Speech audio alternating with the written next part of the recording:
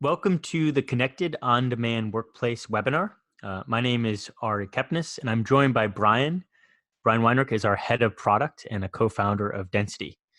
So thank you for taking the time to meet with us today. We know it's a busy time, and we appreciate you taking time out of your day to spend it with us and talk about the Connected On-Demand Workplace. As a token of our appreciation, we will be sending along a $25 gift certificate to Amazon if you meet the requirements that were sent along before. So again, thank you so much. One quick housekeeping note: at the bottom of your screen at the top, you should see a Q&A, a little Q. And as we're going through, as Brian and I are talking, please feel free to leave any questions that you have, either anonymously or not. And then at the end of our about 20 minutes of presenting, we're going to take all of your questions. And as you're going as well, if there's anything that you want to follow up with outside of the Q&A session, please feel free to reach out to us, and we'll talk about that in a moment. So today we will be talking through kind of this idea of the connected on-demand workplace and how it's evolving from other areas besides just the office as we know it.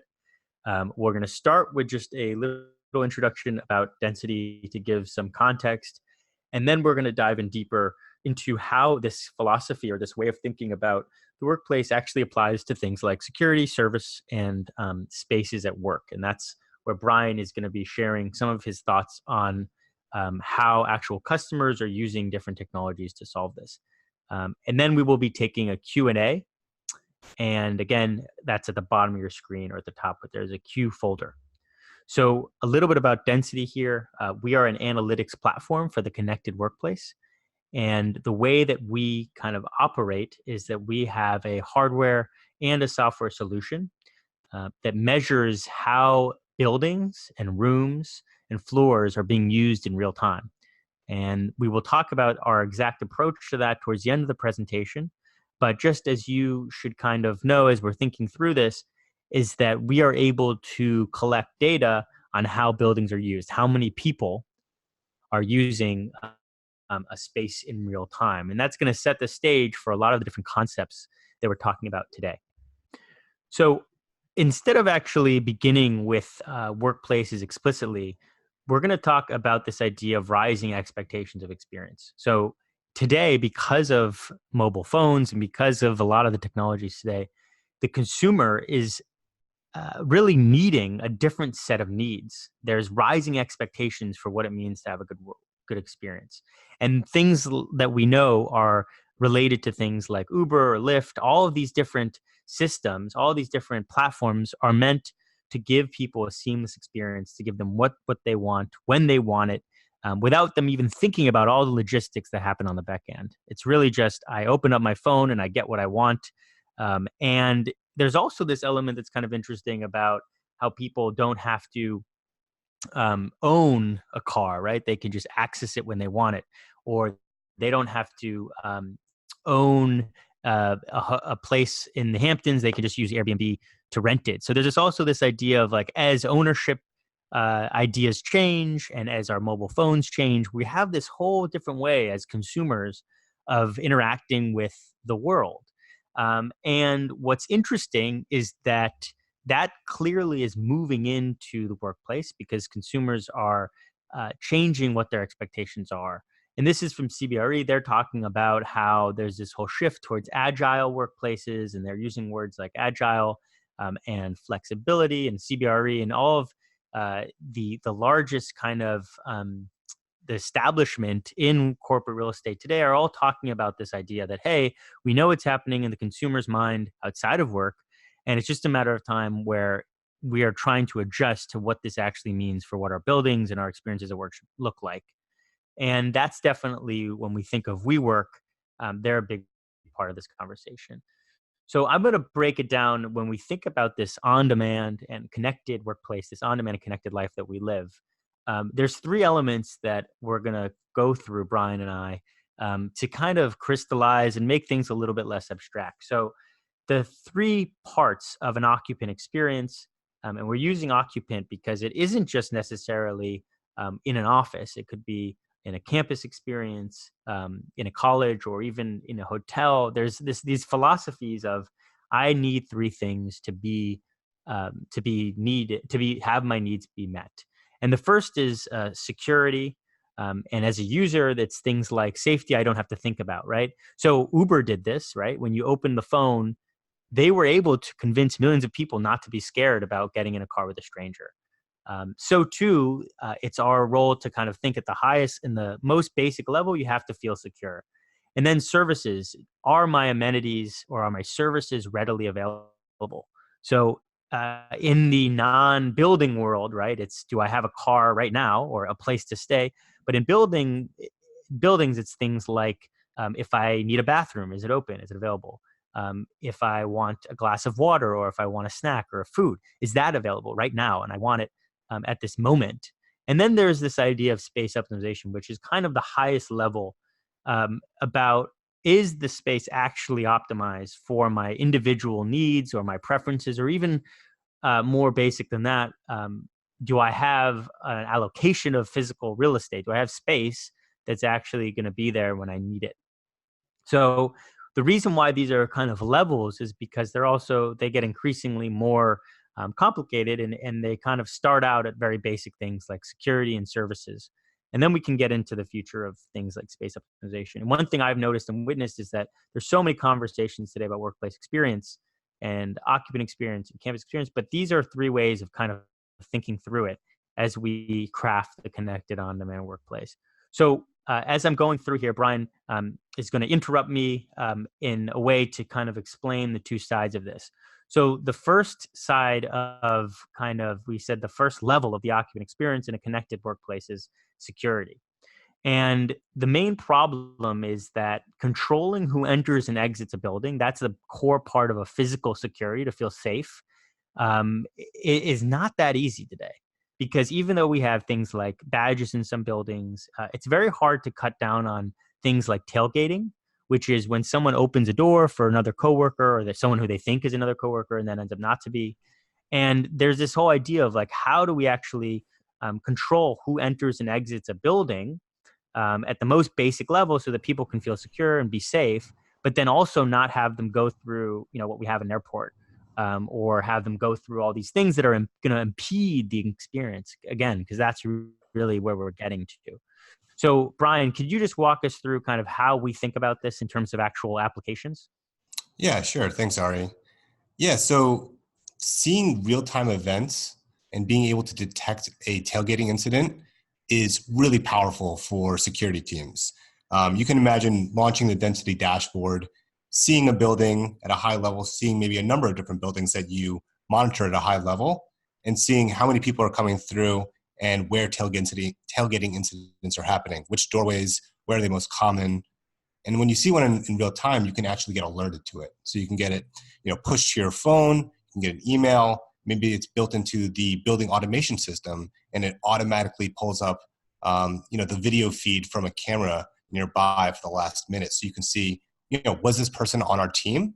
And it was just a nice person allowing someone to walk through with them, or do we not know this person and should we investigate further?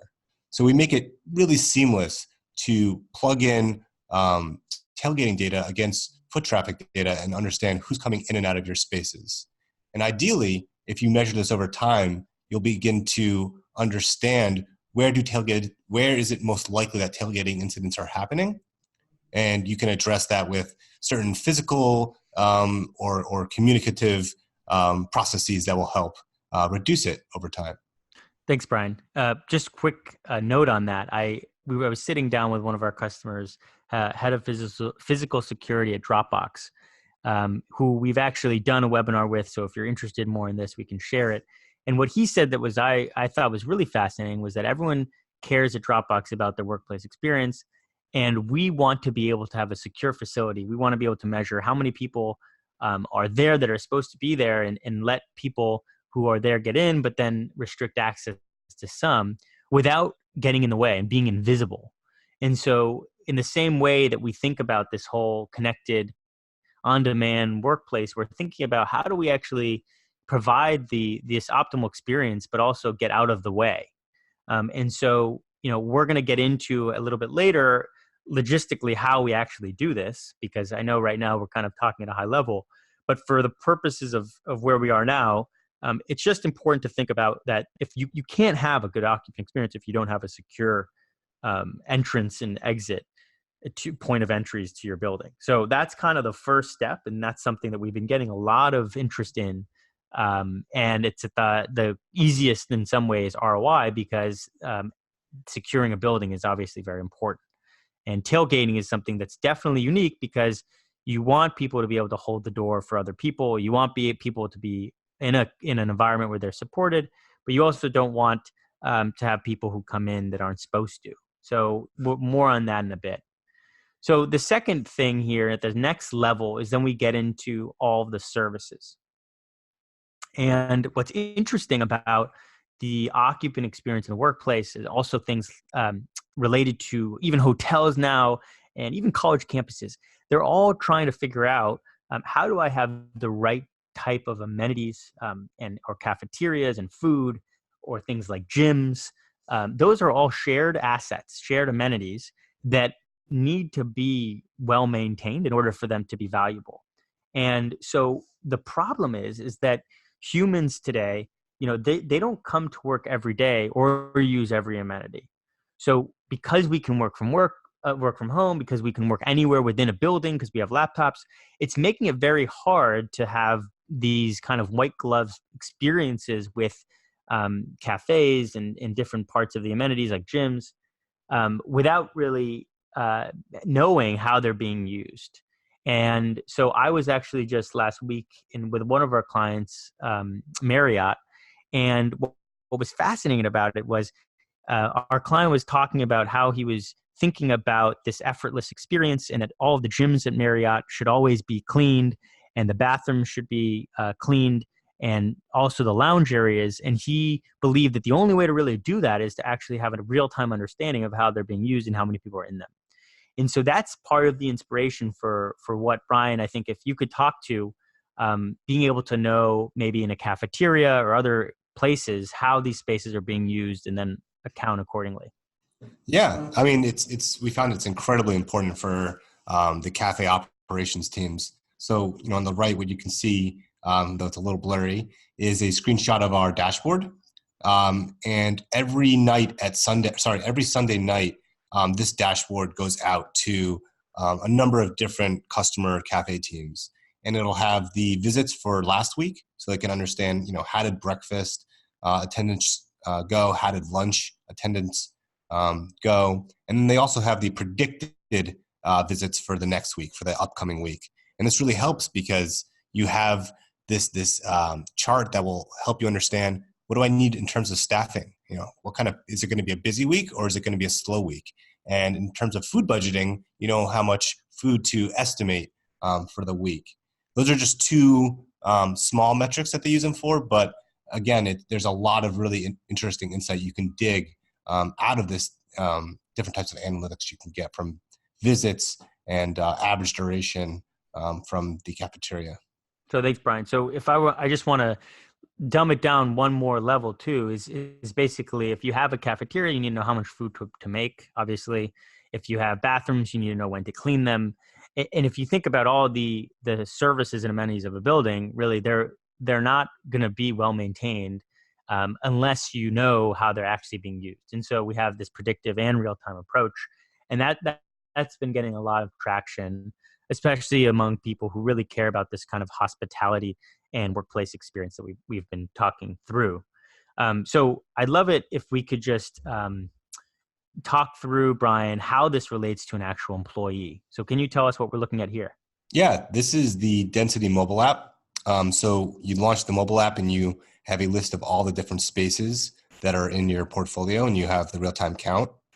If you click on a certain space, like maybe the cafeteria, you'll see the live count. So there's 121 people in there right now. And you'll know if it's getting quieter or it's getting busier. And that will be helpful in determining, should I go to lunch right now? Or should I grab a coffee right now? Or should I wait maybe 15, 20 minutes? We can look into the future with some predictive analytics again and see over the next hour or two, what do we believe the count to be?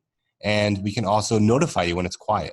So if you don't want to, have to watch the count every single 5, 10, 15 minutes, you can just click a simple switch, and our and our app will send you a push notification so that you'll know, hey, it's a good time to go down to the cafeteria right now. And Brian, I'm really glad that you kind of mentioned this user story from the perspective of an actual employee, because what's interesting is that when everyone talks about this occupant experience and that there should be things like lunches, there should be a real-time access to all the different amenities I need when I need, but that is all powered by a simple understanding of, is a place crowded? Is it usable? Like, is the gym open? Is the cafeteria in a good place for me to go right now, or is it too crowded?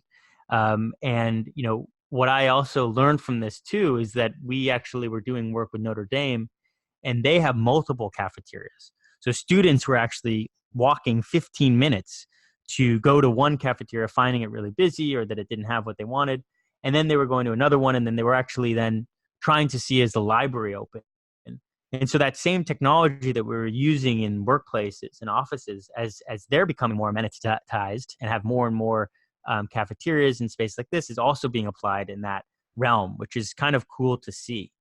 So the last level here is around this idea of space optimization. And the reason why I say it's the last level is because you have to have a secure building, you have to have good services, and then you can start really trying to understand, am I optimizing my spaces to actually align with how they're being used? And something that we found was that a lot of our clients came to us and they said, we have no way of knowing how people actually meet in our organization. Meaning everyone's coming to work now to do collaborative work. They're coming to do collaborative work because that's the one thing that they can't do in person from home. And they wanted to understand, well, what kind of mix of meeting room spaces can I have? To have this like really great occupant experience, I need to have the types of spaces readily available. And so the need was to measure utilization to support how spaces were actually being used. And one thing that I'll just share, and then Brian, maybe you could walk us through this in a second, is that I actually looked over with our data science team across 10,000 hours of meetings to try and understand how do density clients typically meet. And I looked at 6 months of data for 60 conference rooms, 10,000 meetings, and we will have another webinar on that alone. But one interesting finding was that, the most common meeting was between 2 to 4 people. Not only that, but one person, one individual was using meeting rooms that were actually allocated for groups. That was happening all the time, every day. And so those types of insights start to say, okay, well, we know that our building is secure. We know that we have good services, but do we have the right mix of spaces? And are they readily available in real time? And that's where we start to get into this level of real performance from a real estate perspective. So what did you do here, Brian? What did we kind of build around that could be helpful to learn? Yeah. So one of the cool things you can do is you can pull in data from, say, Google Calendar, Robin, Team, Outlook, whatever calendaring system you use, and you can get real insight into the meetings that were attended. So let's say, Pierre, our head of sales, books a certain room all the time. And when you look at the calendar, it shows that he's always going to that room and he's always has this, 3-person meeting.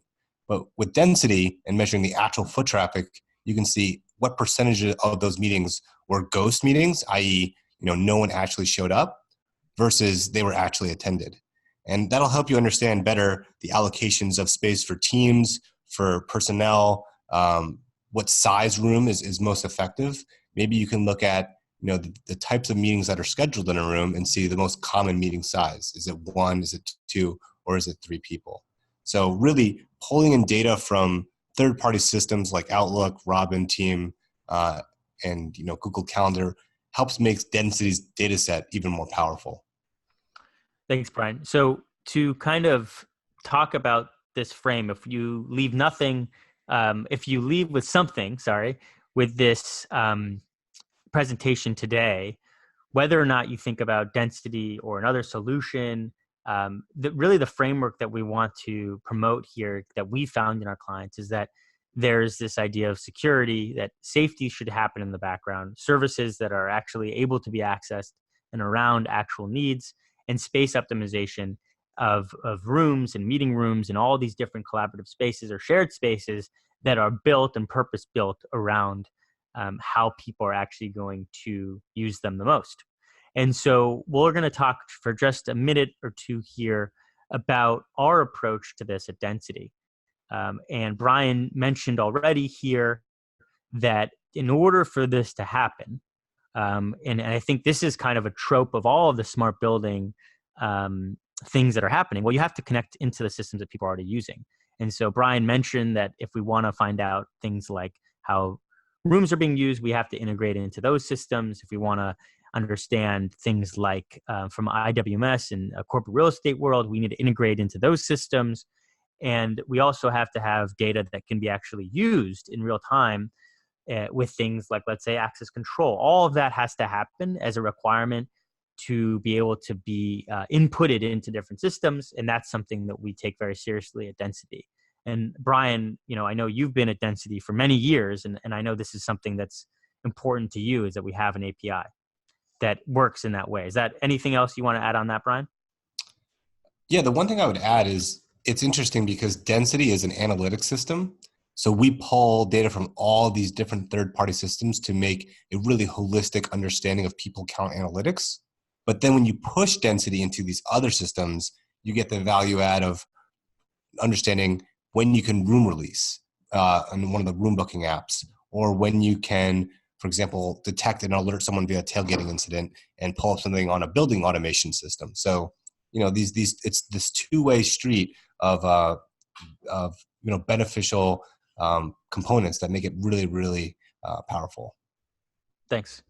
So I do want to kind of frame this in the context. We've been kind of tossing around this idea of people counting, and that at Density we're counting how many people are in every space. Well, the thing about that is that to do that well is actually really hard, because people do things like they hide between hinges, they walk in different directions, they carry different objects. And this is actually a look at from our own hardware solution, the input, the raw data that is being collected to be able to discern human movement versus non-human movement. So our approach is that we actually are collecting this data above every entrance that the device is installed. So we have these devices that get installed above a threshold or a doorway. And then in real time, they're using very sophisticated machine learning and computer vision to discern, look on the right, those are human heads leaving the space. And so it's able to, everything else is blacked out, and the computer actually can detect in real time, hey, that is human movement. That is a couple of humans leaving the space. And then we're able to get accurate data then in real time of, hey, how many people are in this room overall? And so I know there's a lot there. There's all these buzzwords around machine learning, computer vision. From a very basic level, the only thing that really matters here is that, we have to have a way of counting people in real time, and knowing that count to specific spaces.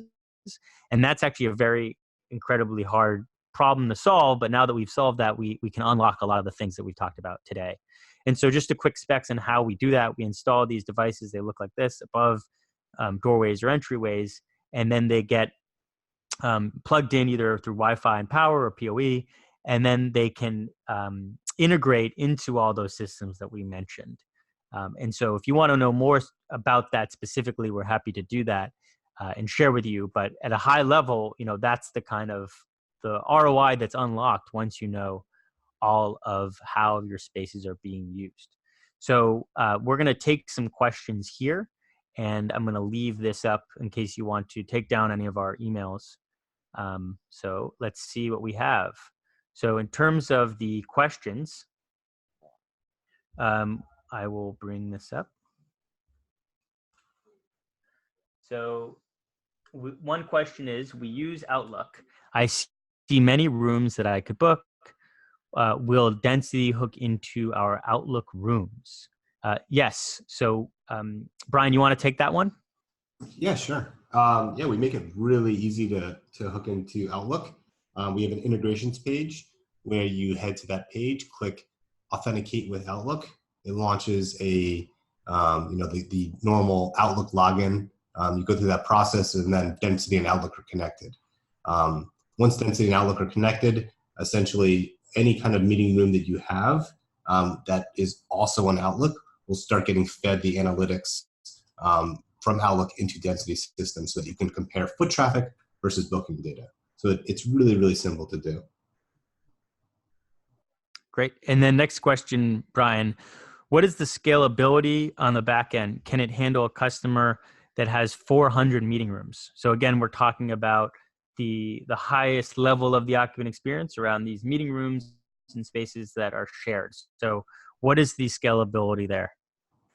Yeah, it's an interesting question. From a completely technical standpoint, we can support thousands and thousands of spaces. It's not an issue. I think from a user experience and from a usability standpoint, hopefully we can scope down the space list that any one user sees so that they can get to what they need to do. So for example, if you're using the mobile app and you're in a specific building, we'll limit the list of spaces to that building so that you can quickly dive in and see the real-time count of any space in that building. And there's other examples of that, but from a technical standpoint, yes, we can support any number of spaces. And from a usability standpoint, we make it really easy to narrow in on the spaces that you care about. Thanks. So have you seen density used to help support an office that has free address or unassigned workstations? So that's something that we're getting asked a lot more. Our approach to that is that it starts to get a little bit tricky. We haven't talked about this idea of anonymity, so I'm going to talk through that for a moment. But things that involve a video camera or some sort of technology above someone's desk start to get in the way of their own privacy and their sense of autonomy at work. And there's a lot of complications there. So our approach, if you noticed a couple of slides ago, there was no faces, there was no video footage. It's all done through depth sensing, meaning it's really just looking for heads and shoulders of entering and exiting a space. And so our own hardware doesn't collect anything that impedes on personally identifiable information. And because of that, our approach is also that we want to put these devices in places that are going to let people feel free and not being watched in that way. And so we kind of restrict the installations to above meeting rooms and floors and buildings. So what we've seen some clients do is that on the entrance to a floor, like from the elevator bay, you can see in real time how many people in that floor of the free address floor are there overall versus how many desks it could potentially hold. And then they give that data and they put it right in the elevator. So if you're looking at multiple floors that are free address, you can see, okay, here are the overall floors that are empty, almost like a parking garage when you're looking for a space, how many places versus how many. But because there's so many sensitivities around privacy and that we personally care about, that's a value of ours, we're not collecting any personally valuable information. We don't have these devices above every desk. They're really just in the threshold and they're totally anonymous. And when we were talking about this idea of supplementing some of the data with meeting room data, if there is personally identifiable information, it's always from a third party, from the Outlook, from systems you're already using. It's never from our own systems. And that's been helpful for us for deploying across millions of square feet across our clients at some of the largest Fortune 1000s because we're not collecting any personally identifiable information. So I know that was a long answer, but I wanted to answer both this idea of free address and anonymity. Do you have a mobile client of density? So I guess, can you talk to kind of that mobile slide again, Brian, and what that means? Sure. Sorry, can you repeat the question? I didn't hear it. Do you have a mobile app? And what is that like? Okay. Yeah, we do have a mobile app. We're actually iOS only right now, but we'll have an Android version out in the next 3 to 4 weeks, which is really exciting. The mobile app allows you to see the real-time count of any given space. You can quickly filter down to the places you want to meet, and there's quickly filter down to the places you might want to eat. And then once you jump into a given space, you can select alert me when it's quiet or alert me when it's less busy, and we'll send you a push notification to let you know that the space is now empty or less quiet so you can use it for your own use. Well, on that note, thank you, Brian. I'm going to be pushed out of this space and give out this conference room for someone else to use. And, we're going to kind of wrap up here. But if you have any questions, again, please feel free to reach out to either Brian or me. We're going to have a recording of this webinar being sent out. And if you have any additional questions or you want to just talk to us, feel free to reply to that email. That may be the easiest way. All right. And have a wonderful rest of your week and enjoy the summer. And we hope you enjoyed your time with us. Thanks so much for taking the time.